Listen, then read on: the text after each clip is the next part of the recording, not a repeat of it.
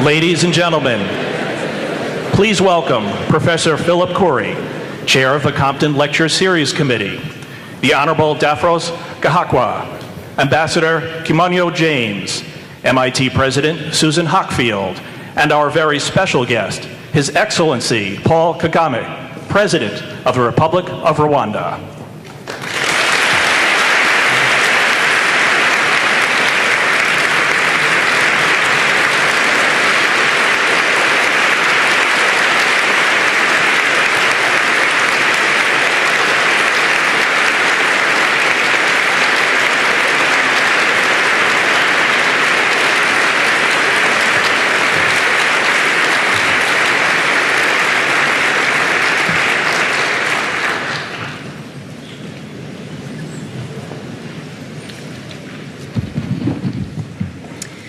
Good afternoon, and welcome to MIT's Kresge Auditorium. Let me offer some context for the Compton Lecture Series.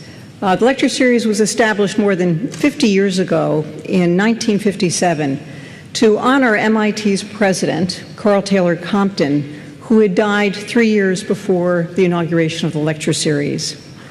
Carl Taylor Compton guided MIT for almost a quarter of a century, from 1930 until his death in 1954. First, he served as president from 1930 to 1948, and then he served as chair of the corporation, our board of trustees, from 1948 to 1954. As you all well know, those were tumultuous times in this country, times that included the Great Depression, a world war, and an economic and intellectual transformation. Compton was a transformative figure in MIT's history. He was a constructive revolutionary. With his passion for uniting the physical sciences and engineering, he transformed MIT, and he also transformed engineering education and practice everywhere. The Compton series honors his wide-ranging intelligence and curiosity. They were begun to, and I quote, bring to MIT some of the great minds on the world scene. Since 1957, the Compton Lecture Series has brought us leading voices in science, technology, public affairs, education, and the arts, from the great physicist Niels Bohr, who gave the first Compton Lecture, to Senator Edward Kennedy, who re-inaugurated the series just over a year ago. Our Compton lecturer this afternoon is the first, and we hope only the first of many, to come to us from the continent of Africa, President Paul Kagame of Rwanda. Through his 8 years in office, President Kagame has driven a wide-ranging effort to develop Rwanda's greatest natural resource, its people.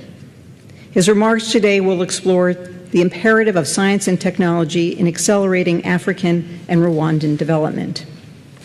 And I must say, it would be hard to choose a topic that would have pleased Carl Taylor Compton more.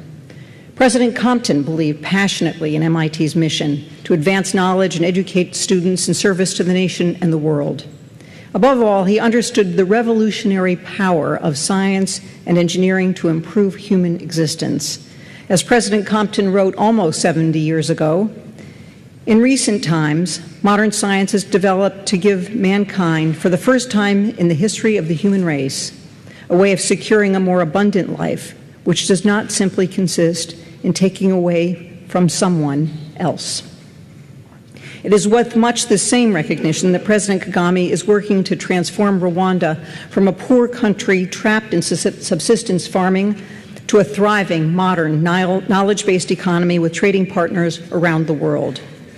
In the year 2000, Rwanda's Transitional National Assembly unanimously elected him president. 3 years later, he was sworn in as Rwanda's first democratically elected head of state. For the creativity and determination he has brought to the many challenges of development, President Kagame is often described as one of Africa's most promising young leaders. For example, in terms of trade, Rwanda has long struggled with the challenge of being overshadowed and landlocked by much larger neighbors. So President Kagame has helped the country to turn itself into a regional hub for information technology. A largely rural country, Rwanda boasts magnificent biodiversity. Under President Kagame, the nation has recognized the value and fragility of these resources and is finding constructive ways to use them sustainably. For instance, by alerting scholars to the research opportunities in the Rwandan environment and by cultivating some of the most highly prized coffee beans in the world. I should mention that MIT students and faculty are involved in growing numbers of research projects focused on Rwanda as well. President Kagame has also pursued a systematic plan to reform and enhance Rwandan education, from making primary and much of secondary education free and universally available, to investing in Rwanda's premier institutions like the Kigali Institute of Science and Technology. He has also built alliances with countries, companies, and universities around the world, and it is in that spirit that he comes to us today. As President Kagame has said, and I quote, "There are some who are scared by building a country on the basis of ideas. But as residents of another nation built on ideas and members of an institute that creates new ideas for a living, I know we are all eager to hear his plans." Following his remarks, President Kagame has generously offered to answer questions, so I would offer to all of you to prepare those questions in advance. But now, please join me in welcoming to MIT our Compton Lecturer, the President of Rwanda, His Excellency Paul Kagame.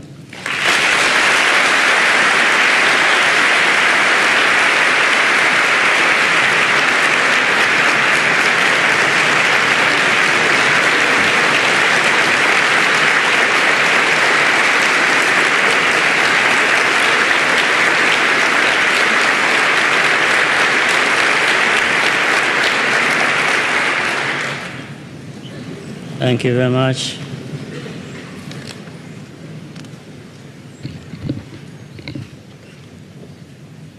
Dr. Susan Hockfield, President of MIT, members of the MIT community, distinguished guests, ladies and gentlemen.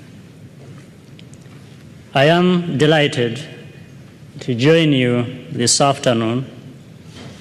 And if I may, let me first of all thank you, President Hockfield, for inviting me to give the Carl Taylor Compton Lecture. In my contribution today, I wish to reflect on the imperative of fostering and utilizing science and technology to accelerate Africa's and Rwanda's socio-economic transformation.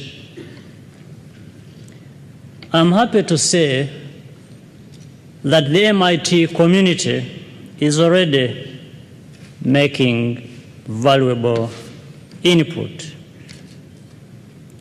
A case in point, and there are many cases, is the one laptop per child initiative led by your very own Professor Nicholas Negroponte that is building partnerships to provide computers to children in developing countries, including Rwanda. As we all know, science and technology have always been the basis of prosperity and development. The United States epitomizes this legacy, and no city in your country demonstrates this better than Boston, which has transformed itself from a maritime trading port to a manufacturing town and finally to the knowledge economy center that we see today.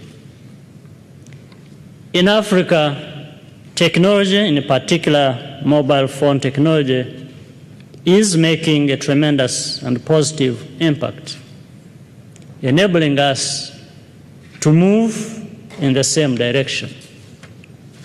However, the science part of the equation is not moving at the same pace and intensity. the creation of a critical mass of scientists, engineers, and specialists required to lead the diffusion of science and technology remains largely unaccomplished. I would argue this is the single most challenging task facing contemporary Africa. President, distinguished ladies and gentlemen, allow me to first place recent developments in Africa and Rwanda into perspective. Despite occasional setbacks, our continent has been steadily consolidating peace, stability, and democracy in sharp contrast to a decade ago. This generally stable environment is permitting equally improved economic performance by most African economies, which have been growing in the past 5 years or so by 6% annually, and even higher for oil producers and other high performers. In other words, our continent is no longer all about violence, disease, and human or other disasters that scarred many African countries in recent decades. We are now becoming a continent of opportunities. For example, the rise of large homegrown enterprises, each valued at over $1 billion in annual turnover, is perhaps something not widely known, even though such firms now feature in half a dozen African countries. These are not government-owned commodity monopolies of the past, but private sector companies in banking, insurance, services, information technology, energy, among others. In the same vein, Africa is increasingly of more relevance to other parts of the world, besides the traditional trading partners of Western Europe and Northern America and North America. Significant foreign direct investment into Africa is coming from Asia, especially China and India, as well as the Gulf states. These are some of the positive changes that now permit us to talk of accelerated socio-economic transformation on our continent. For Rwanda, in the aftermath of the 1994 genocide, the debate was not about development, but whether the country could ever constitute a viable state. But 14 years later, peace, stability, and resilience have enabled us to consolidate democratic and economic institutions which have allowed the Rwandan economy to grow at an average of 7% annually in the past several years. Our vision of becoming a middle-income country by the year 2020, an objective we firmly believe we will achieve, requires that we think and act innovatively, boldly, and creatively. And this is where science and technology come in. Colleagues and friends, ladies and gentlemen, let me first address the technology part, and in particular, the leapfrogging power of mobile technology. Some of you may be aware of the interesting facts about mobile telephony in Africa, including the following. To start with, our continent constitutes the first region where the mobile phone has significantly surpassed fixed-line telephones. Second, Africa is now the world's fastest growing mobile telephony market with over 281 million subscribers in the first quarter of 2008. Third, the industry has produced several major African multinational companies, some of them operating beyond the continent. Fourth, these companies are making heavy investments on the continent. It is estimated that the mobile phone industry will invest up to $50 billion on the continent over the next 5 years. In Rwanda, for example, half of the total foreign investment for 2008 has come from mobile and telecom firms. Fifth, the mobile phone sector, which has become a critical player not only in spinning off small and medium retail businesses, but also in spreading wealth via stock ownership on local capital markets. In addition, the mobile phone has played a leading role in narrowing the digital divide. Thanks to the internet infrastructure built by these mobile phone companies, the number of internet users in Africa is said to be growing more than 3 times as fast as the rest of the world. Finally, the mobile phone, together with the internet, have transformed ways of doing business generally, rendering other sectors more efficient and effective. Distinguished audience, the phenomenon of the mobile phone companies does not tell the full story. It is necessary to look briefly at their impact on various fields. One such example is the story of micro-entrepreneurs in Rwanda, a case which coincidentally was published in the MIT journal Information Technologies and International Development last year. The study found that customers are now able to call in orders and that entrepreneurs can reach their suppliers easily and are able to stay in touch with their employees. Most importantly, some of these businesses can respond to orders outside their neighborhood, sometimes nationally, something that was unthinkable before the mobile phone. The MIT study showed how the mobile phone had facilitated the upward social mobility of micro-entrepreneurs.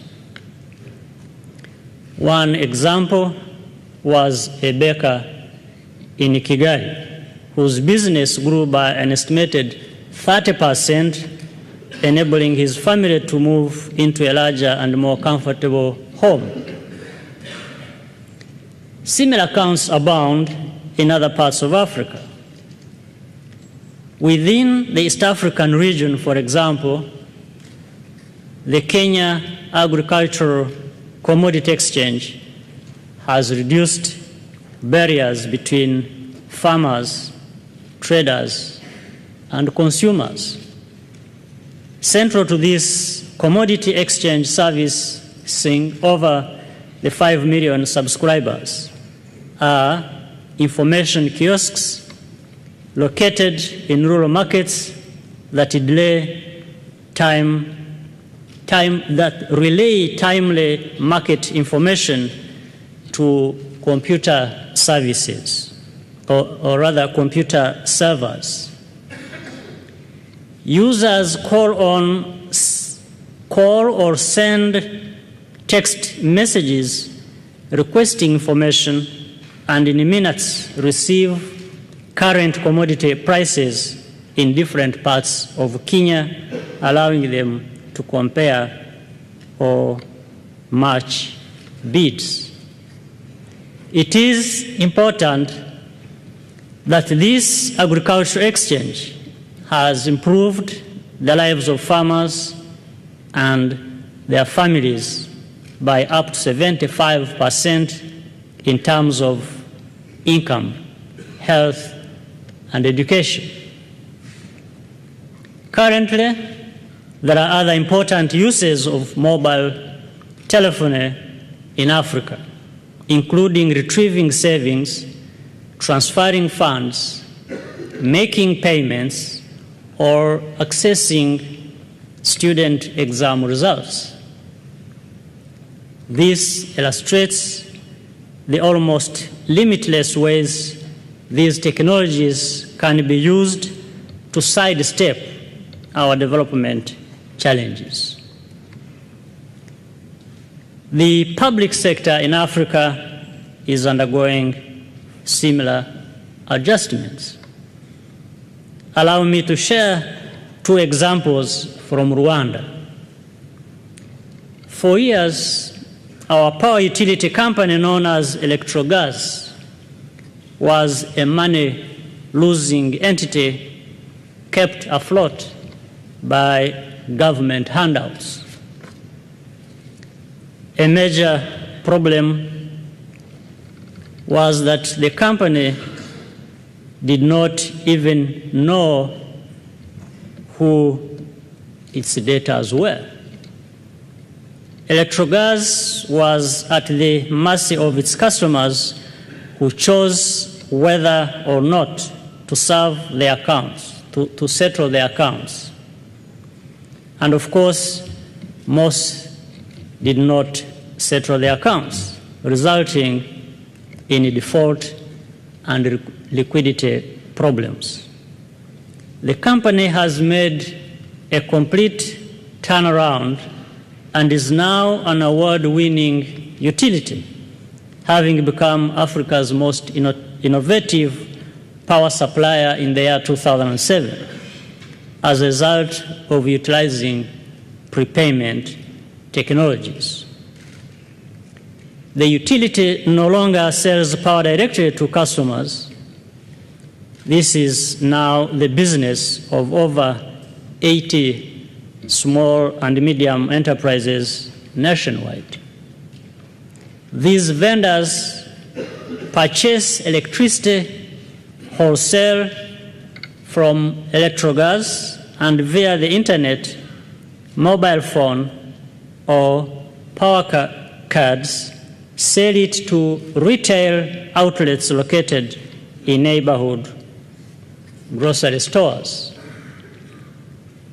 From a limping subsidized utility that placed strain on the country's budget, Electrogas now ranks among the top 10 Rwandan corporate taxpayers. A more widely known IT solution in our country is TrackNet, a public-private partnership venture involving an American IT company, Voxiva Inc., and the government of Rwanda with support from the United States government. The system allows decision makers in the health sector to analyze and respond to the care and treatment needs of AIDS patients in real time. All antiretroviral therapy centers in Rwanda are linked to central servers that are fed with data via either the mobile phone or internet. Even the remotest areas of the country without electricity are linked to the system by solar-powered mobile phones. The TrackNet has undoubtedly improved our national HIV/AIDS programs by enhancing the monitoring of patients and the management of drug stocks countrywide. Efforts are underway to expand the TrackNet platform to additional public health threats such as tuberculosis, malaria, and other infectious diseases. Members of faculty, staff, and students, distinguished ladies and gentlemen, what I have just related illustrates primarily how mobile phone technologies are enabling us to leapfrog some features of underdevelopment. However, this is not enough. Making the decision or decisive socio-economic breakthrough in Africa will require that science joins technology. The good news is that what needs to be done is generally known. No one would disagree, for example, that the creation of prosperity in Africa is constrained by how we trade with the rest of the world. We continue to export unprocessed primary commodities, which explains why our continent remains impoverished in spite of our abundant natural resources. The inability to generate greater wealth from these resources is primarily a result of severely limited scientific and technological capacity to process and add value to products for global markets. This leads me to the second factor where measures already exist, where the consensus already exists on what needs to be accomplished. In order to acquire the required scientific and technological human resources capacity, we must invest heavily in all levels of education and especially in knowledge institutions. This is where we in Africa and in Rwanda remain particularly vulnerable. We cannot develop if we do not nurture and retain scientific communities to drive strong, innovative, and relevant higher education institutions that will supply vital competencies. Imagine the United States without its university system, public funding for research, the foundations, the linkages between industry and knowledge, as well as the innovations that are continuously produced through these relationships. Likewise, without a knowledge base, Africa's imperative for agricultural and industrial development to create wealth would remain unrealized. Nor would we be able to develop or manage our water resources, energy, health, climate change, and biodiversity, to name but a few fundamentals.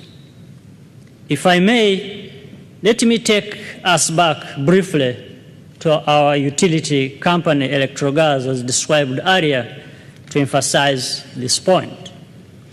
Mobile phone and internet technologies have enabled this utility to rapidly integrate more effective and efficient asset management systems. The more pressing task, however, is to acquire the scientific know-how to generate more and cheaper energy to address our growing economic and development needs.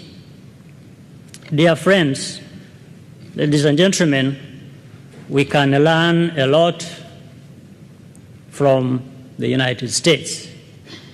The innovation, entrepreneurial energy, and the interplay between knowledge centers, business, and government that has become synonymous with the MIT and Boston General is a model that we in Africa should emulate.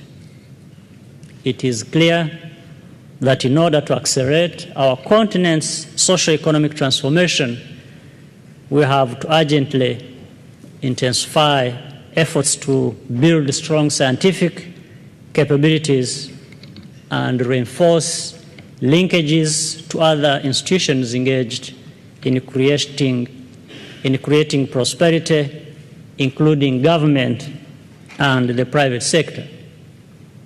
I invite you, MIT community, to be part of overcoming our challenges and in turning them into rewarding opportunities. I look forward to an even better relationship between MIT, Rwanda, and Africa. I thank you for your kind attention.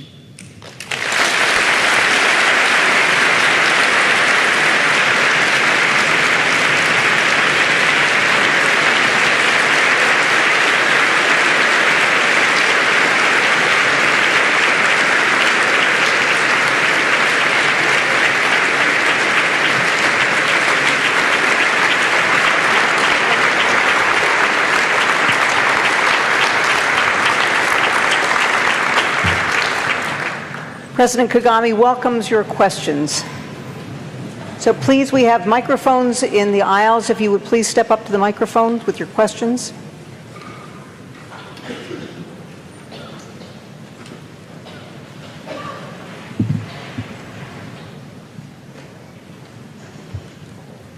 Yes, please.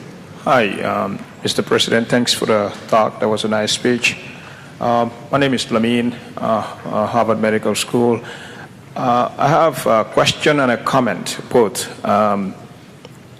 As you mentioned in your speech, Africa has widespread of natural resources, but despite that, it is still the most impoverished society in the whole entire universe, making it the most underdeveloped society or undeveloped society in the whole entire world. And guided by the principle that development starts from the grassroots level or from the bottom up, I think, in my opinion, the most formidable obstacles that Africa faces today at this present time is not technology, it's not trade, but incompetent governance and illiteracy.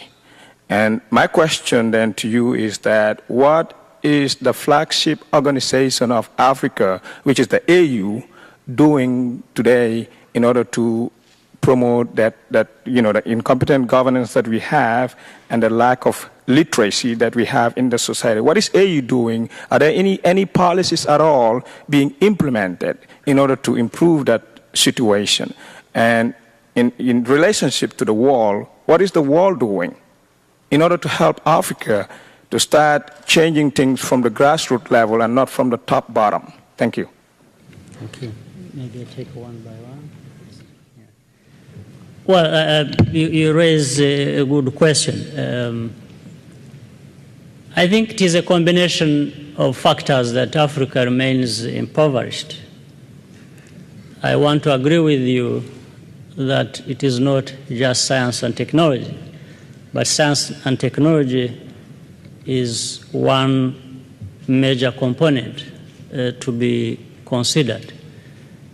But where I want to agree with you is that certainly competent leadership and good governance to make sure that all the prerequisites or the foundation is laid where now you can build other things, also bringing in the other important component of science and technology.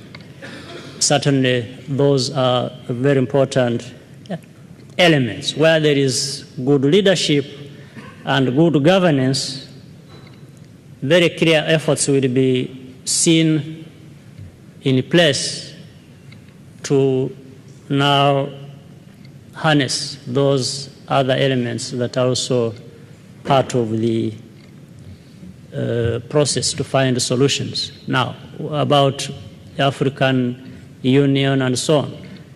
The African Union recognizes that point. That's why, under its different initiatives, it had created NEPAD, New Partnership for Africa's Development, and therein all different elements that are to be prioritized were singled out, and it included particularly the point you are raising, as well as these other elements that I was talking about, including science and technology. But of course, being able to identify a problem is one thing.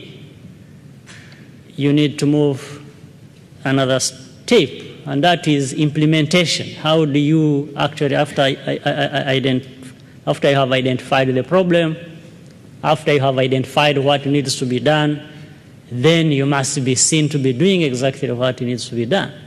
And I think that's where you find a lot of problems, and again, it is related to, in many cases, the particular problem you are pointing a finger to of incompetence or governance structures in place that are not able to make delivery of what needs to be delivered. So Africa keeps grappling with this or with these issues, and we find different success stories in different parts of Africa. You'll also find places where things are not probably going as they should. So it's a work in progress, I should say, but I think what needs to be done is clear, and it's also partly what you said. What remains is for Africa and the Africans to be seen doing that they know that should be done for us to develop.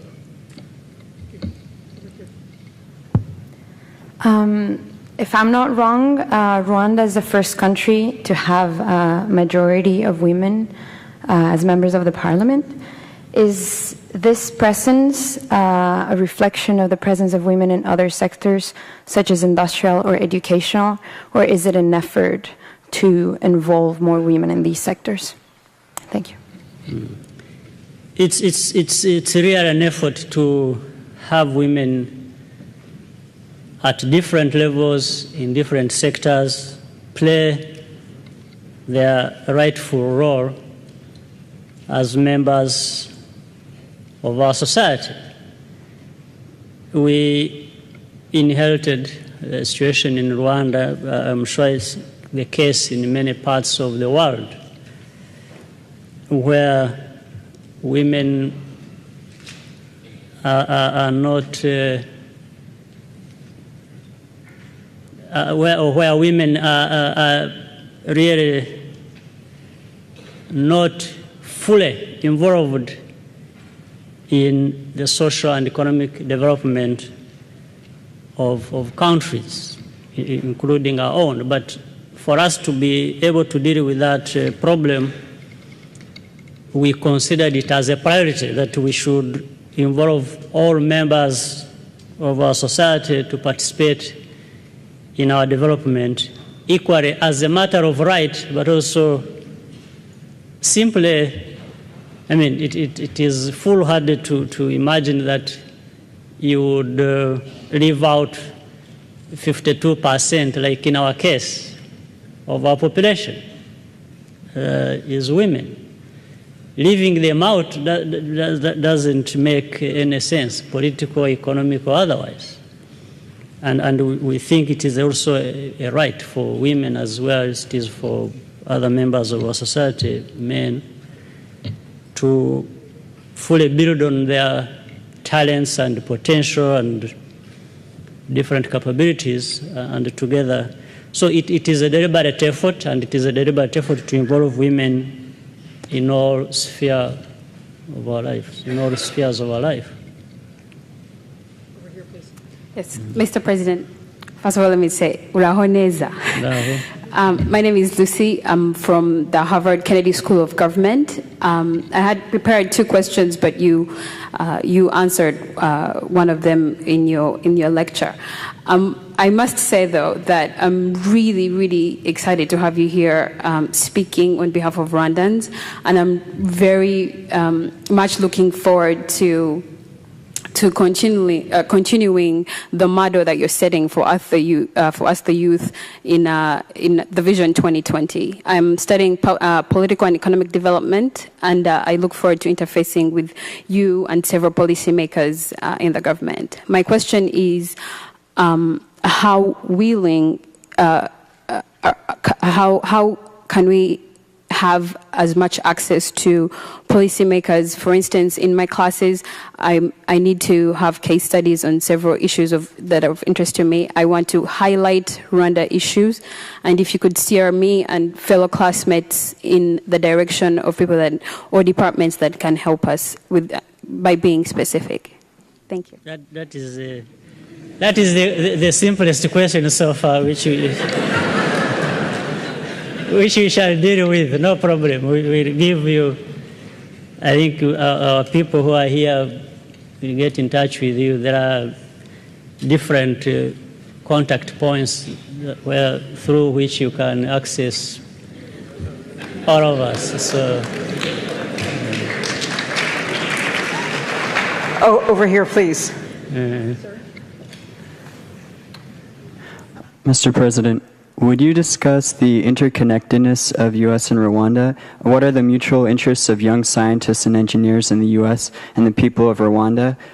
What do we lose if we ignore Rwanda, and what do we gain by concerning ourselves with Rwanda? Do you want me to rephrase the question? Okay.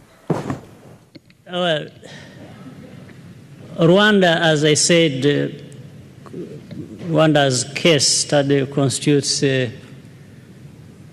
challenges as well as opportunities. So in dealing with challenges of Rwanda, you are actually in a way confronting global challenges as well, because most of the challenges Rwanda faces are not all of them necessarily limited to Rwanda. There are challenges that you are likely to meet elsewhere.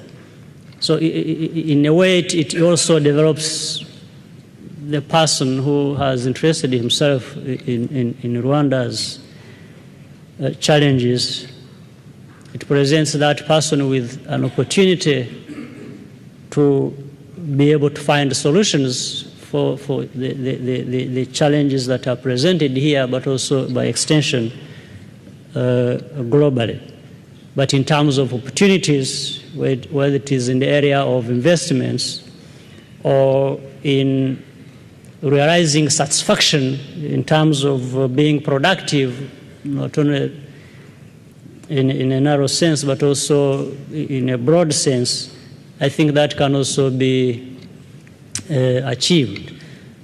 But third, and finally, maybe if I end on that, I think when you interest yourself in Rwanda's challenges and participate in the process of dealing with those challenges, you are impacting very positively on the life or lives of many people.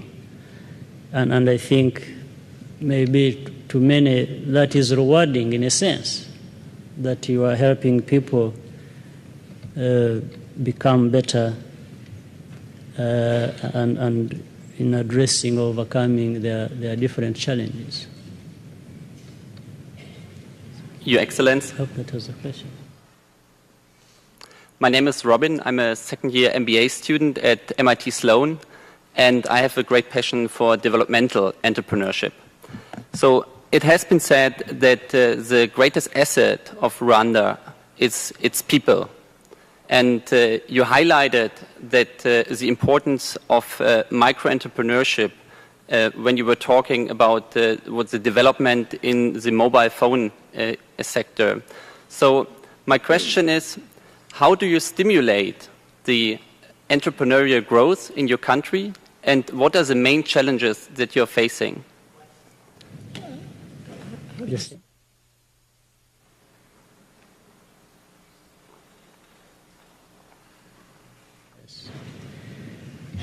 Well, stimulating that requires, first of all, with micro enterprises, that you are able to communicate, you are able to reach many people and interact with them and find what is in their possibilities that will enable them to indeed benefit from being entrepreneurs at their level. Second, together, it is important that you identify the challenges they meet in that process so that you together find a solution, whether it is the provision of capital or if it is putting in place the different kinds of infrastructure on which they are able to build or to move forward.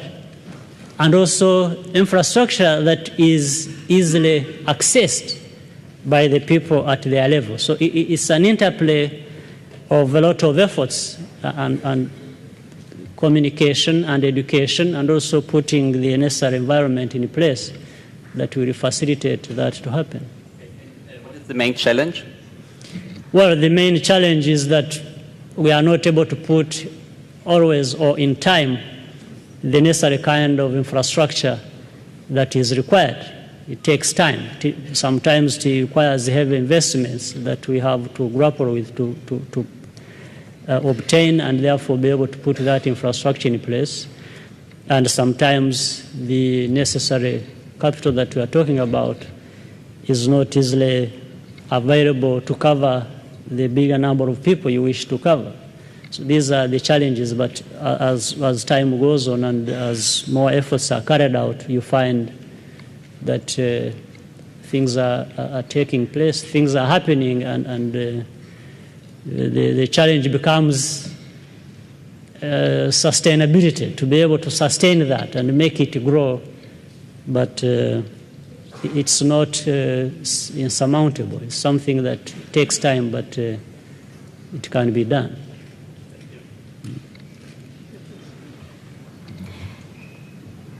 Thank you for taking time out from your responsibilities at home to be here today.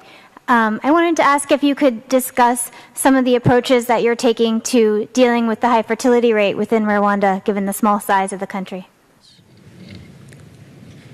That's one of the challenges we face. Rwanda, the size of Maryland, or 26,338 square kilometers, has now a population of 10 million.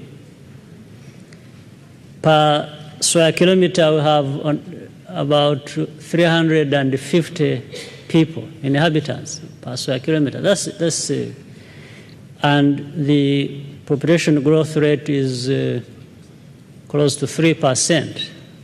That's a very big challenge. In fact, even with the growth of our economy that I was talking about, on average 7% for the last 7 years, is very negatively impacted by this level of growth rate of our population. So what we do and what we've been doing is education. We chose to carry out efforts in terms of educating our people, mobilizing them, and showing how this is a very big challenge, how it is not sustainable. And from just a practical point of view, we show them how that will affect every individual, every family, if we don't collectively do something about it. And through calculations and estimations, we found that if we could sensitize and mobilize our people, at least to make sure, because now a Rwandan family has on average 6 children. And we've been saying, no, why don't we reduce that at least to half? Not saying you shouldn't have, we don't want to bring it to 0 yet, and say don't that would constitute another huge problem. So we want to be somewhere in the middle. And really through explanations, through discussion, through debates, through demonstrations of how this is a problem, we are beginning to see that there is a very interesting response within the population. So that's the way we intend to continue. Let me just say that we're going to continue with questions for about 15 more minutes, so I'm happy to have you stand in line, but we may not get to all of the questions. Please. Maybe we shorten the questions and shorten the answers. So. Good afternoon, Mr. President. Jonathan Hayes, a Sloan Fellow at the Sloan School of Management. As a fellow African, I am from Zimbabwe. The question I have relates to governance. Good leaders are few and far between in any country, hard to find. So the challenge for the future is, how does one build an institution in a country if things are going very well? One cannot stay there forever, but if you're doing a good job, why do you need to leave? I think you know where I'm going. What are your thoughts?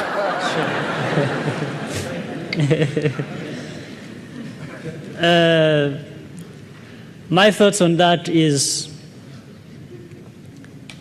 while we are still allowed to serve and have a limited time to serve, all of us, even if for those who want to stay there forever, they won't stay there forever, even if they want. So it's better to plan early and make sure that you leave in place things that will hold together after you. So in the case of Rwanda, what we try to do is to insist on building institutions that will outlive all of us, leaders, so that leaders will come one after another, and these institutions will go on for a long time. Well, I imagine this is probably known by everybody, by other leaders. Maybe you will ask, but which would be a very difficult question for me to answer, why in some parts it happens and in others it doesn't happen. Again, it comes to the question of choice and having the sensitivity that countries, people, institutions are far greater than individuals who are there at one time, even if they are able to do good things. So the whole aim for me, for other leaders in Rwanda, is to do what we can do and do it the best way we can, but involve building institutions that will outlive us. And then, well, it will happen maybe in one country or in another. It may not happen in other countries, but it's up to people as they continue forward. It's a form of struggle that maybe leaders will emerge in different places that will actually be able to do the right things. Over here, please. Mr. President, my question is a follow-up to that. Oftentimes, progressive... Mike, please. Yes, sorry. Oftentimes, progressive or enlightened leadership, they fail to put in place certain transitionary frameworks. How could you specifically say that you are preparing for a post-Kagame era in Rwanda? Yes, more or less same question. You see, maybe that's why also you have to ask the same question. It's a bit complex in a way, because why it is complex, you have people even doing what is right, that they should be doing.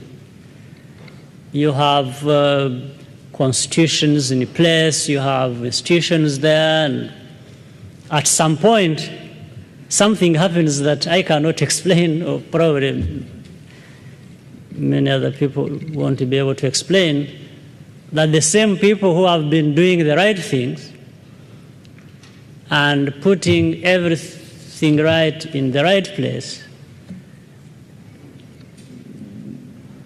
turn around and bring down the very things they have been putting in place. I can't be responsible for that.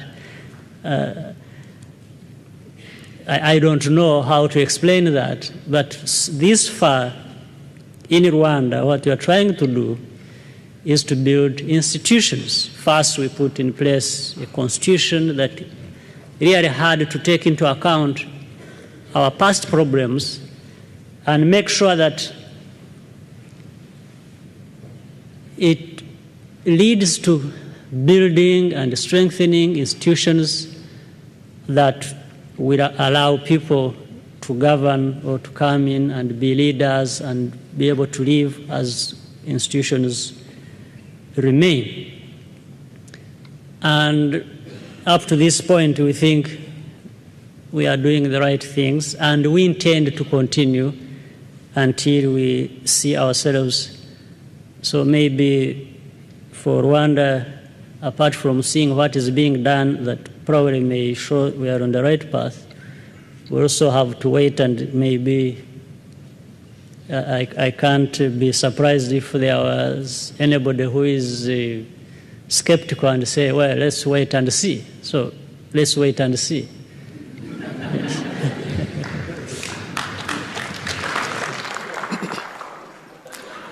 I'm Jean-Eudes Biem. I'm a PhD candidate studying transformations in African political culture.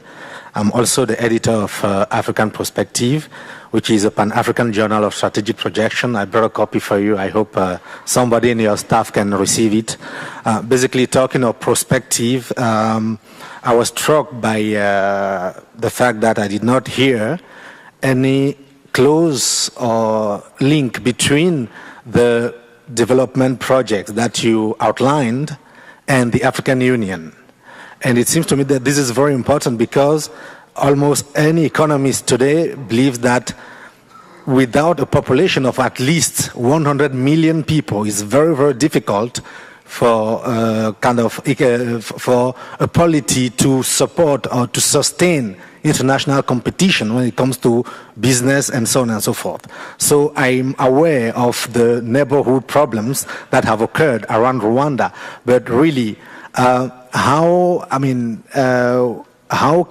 Rwanda or any other country hope to succeed to make this kind of links between science and technology without any mutualizations that help African populations, African states to build together instead of having development policies designed only nationally? So I'm curious of how you intend to work with. I have an answer, very short one for you. Rwanda doesn't just, in what I was saying, doesn't just look at itself in isolation. It sees itself together with other nations. That's why, for example, we have an East African community that we belong to, bringing together Kenya, Tanzania, Uganda, and Burundi. This is 5 countries have come together and they constitute 120 million people, and we are doing everything possible to make sure that we get closer and closer. In fact, to the point under discussion, there is even a political federation. So that is the way to go. And in our case, we are being practical about it. We want to join with other countries and make sure that if, for example, East African community works, then you will probably see emergence of other countries getting together in a similar form or even better. Yeah. Over here, please. Thank you, Mr. President. My name is Mr. Zagorski, and you spoke at length about how much of a positive effect cell phones had on economic development, how it was almost an instant infrastructure. I was wondering if you'd considered if there were any other simple devices, perhaps similar to the cell phone, that could be introduced and produce similar results.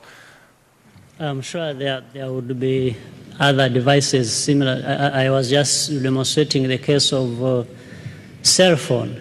So I'm sure people in the area of technology will see similarities and how technologies are used to solve different other problems which otherwise people may not be thinking about. So it's a question of thinking broadly and looking at other devices coming together to address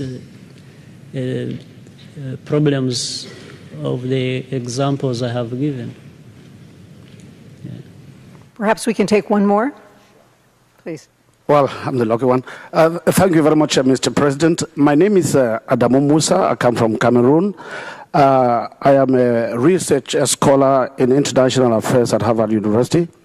And I'm working on what I call the Chinese equation in the new superpower scramble for Africa. And I was very interested when you mentioned India, China, the Gulf states, their investment in Africa. What is your personal appraisal of what others call the ruthless Chinese invasion of Africa? And what's the situation like in Burundi? Okay. Thank you. I think that's a... Talk about them, compared with European and American investments in Africa. That's a very interesting question. I would have been surprised if the China question didn't come up. But I have a view which I don't know. First of all, the emergence of China and India is a very healthy development for various reasons. Well, for one is it's in their own right to develop and develop fast and become strong and, But while people may say all other right or different things about that, let me confine myself to one aspect that is important to me. And that is in relation to Africa and how Africa has related to to the rest of the world. First of all, my point is that we Africans, meaning the continent of Africa, really has to kind of wake up and Africa has to make itself relevant. It cannot be a place of natural resources, of so many people, and, that people that can also be the best among the best, yet remain impoverished, remain a place for charity and favor and all sorts of things. So if you look at the emergence of China and how it has now started, people are worried about China, saying it's, taking over things in Africa and this and that they go and put money into countries and they don't ask questions, and questions about human rights, questions about democracy, questions and so on.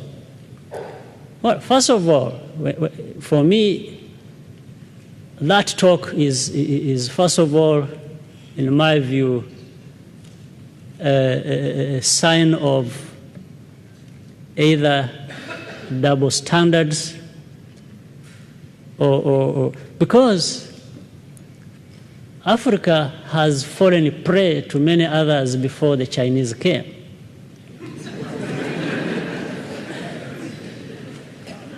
Secondly, well, those people who pride themselves in saying they have been asking questions, well, they have asked questions for 50 years. What has come out of that?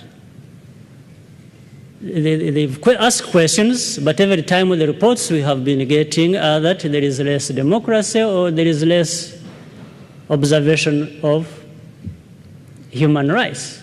So maybe asking questions hasn't helped either. But we have not even seen serious investments in Africa that would make Africa a partner, a relevant partner, say, to the West. The relationship has always been a relationship of pity, of charity,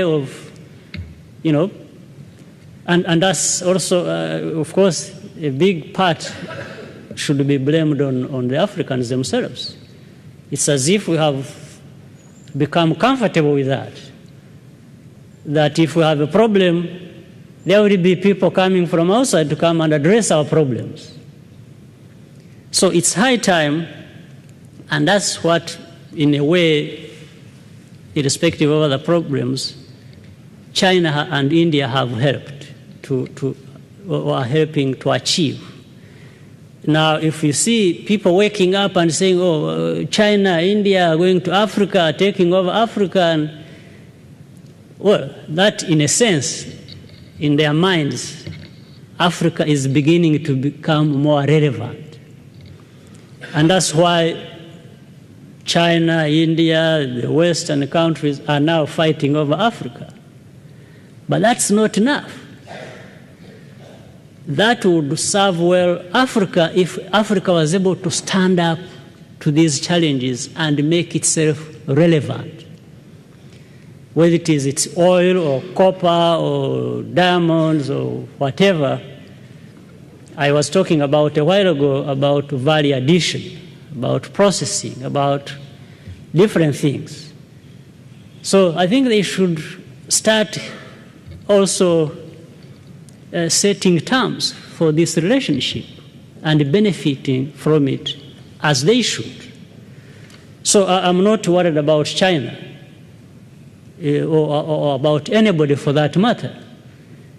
But if people come and find you sleeping or not knowing what you want, I think all these people will rip you off.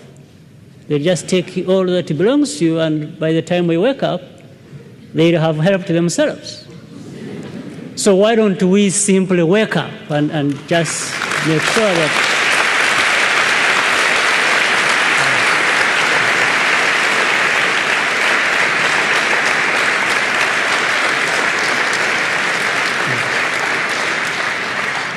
what a fine answer on which to end.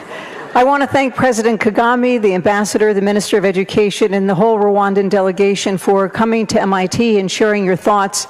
And I would only observe that while Kigali and Cambridge are geographically quite far apart, what we've heard today is how intellectually we are nearest neighbors, and our confidence that science and technology can empower people, can build societies, can build strength in countries and empower them to be fully participants in the modern world. Thank you all for joining us. I'm sorry we didn't get to all the questions, but thank you, President Kagame.